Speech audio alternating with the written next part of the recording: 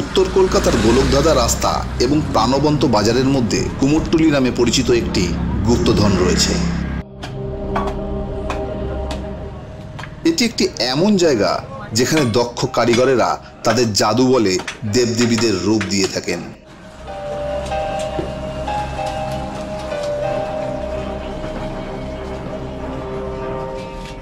আজ আমি চলে এসেছি উত্তর কলকাতার কুমোরটুলিতে। জানাবো কুমোরটুলির ইতিহাস এবং আরো জানাবো কুমোরেরা এই উত্তর কলকাতায় কিভাবে আসলো। শোভাবাজার এবং আহিরিটলার মাঝেই অবস্থিত এই অঞ্চলটিকে দেবতাদের জন্মস্থানও বলা চলে।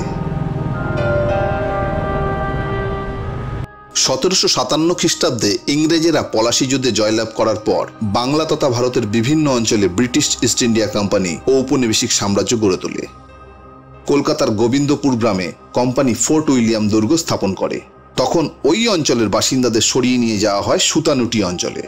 গোবিন্দপুরের ধনী সম্প্রদায়ের লোকেরা পাথরিঘাটা এবং জোড়াসাঁকোতে বসতি স্থাপন করে।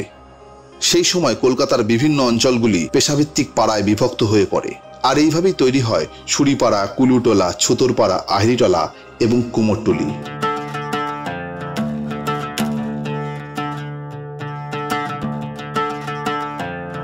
উত্তর কলকাতায় পটুয়াপাড়া বা মৃৎশিল্পীদের পাড়া বলতে আমরা বুঝি কুমারটুলি।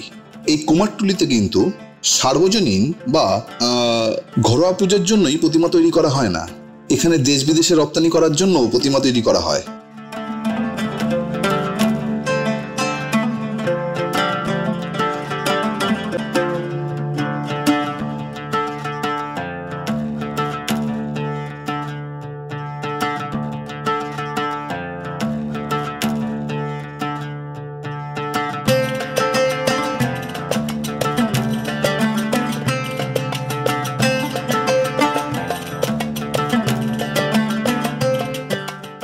কুমোরটুলি নামটি এসছে মূল বাংলা শব্দ কুমোর থেকে, যার অর্থ ইংরেজিতে কুমার, আর তুলি এটি একটি বাংলা শব্দ যা মোটামুটিভাবে অনুবাদ করে একটি ছোট স্থান যেখানে কুমোরেরা বসবাস করে।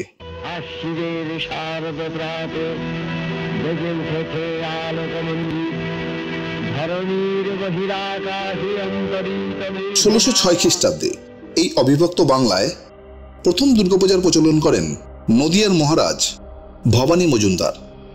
তারপর শান্তিপুর, নদিয়া, নবদ্বীপের কুমোররা অর্থাৎ মৃৎশিল্পীরা বেশি আয়ের লাভে কলকাতায় এসে বসবাস করেন। 300 বছরেরও বেশি পুরনো এই কুমারটুলিতে প্রায় 200টি কুমোর পরিবার বসবাস করে। তাদের জীবিকার একমাত্র উৎস হল প্রতিমা তৈরি করা।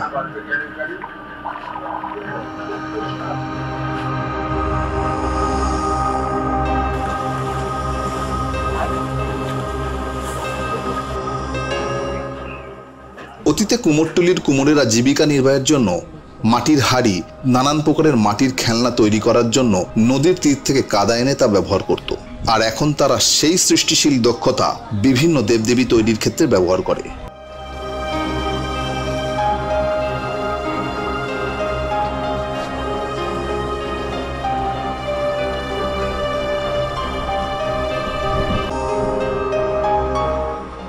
প্রতিমা তৈরির 3টি ধাপ রয়েছে। একদল কারিগর বাঁশ এবং খড় ব্যবহার করে প্রতিমার বাইরের কাঠামোটি তৈরি করে, অন্য একদল কাঠামোর ওপরে কাদামাটি লাগায় এবং প্রতিমার মাথা, পা, হাত এগুলি তৈরি করেন প্রবীণ কারিগরেরা।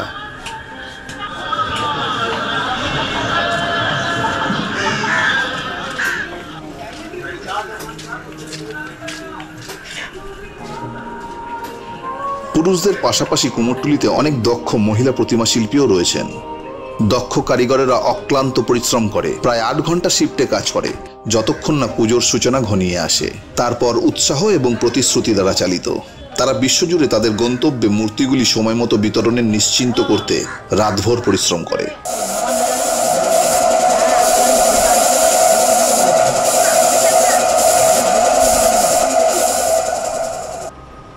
1757 সালে কলকাতা শোভাবাজারের রাজবাড়ির রাজা নবকৃষ্ণদেব কলকাতায় প্রথম দুর্গাপুজোর প্রচলন করেন।